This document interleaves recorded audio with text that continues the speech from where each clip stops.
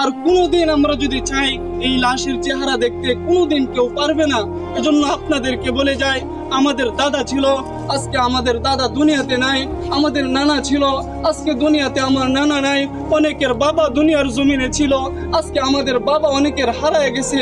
এজন্য আপনাদেরকে আমি এই জানাজা থেকে একটা মেসেজ দিয়ে যেতে চাই।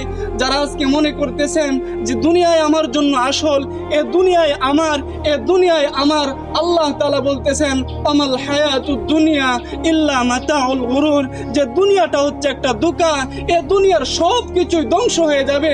আমাল হায়াতুদ দুনিয়া ইল্লা মাতাউল গুরুর, যে দুনিয়াটা ধোঁকা। আজকে তোমার স্ত্রী, সন্তান, আত্মীয় স্বজন এরা সবাই ধোঁকা।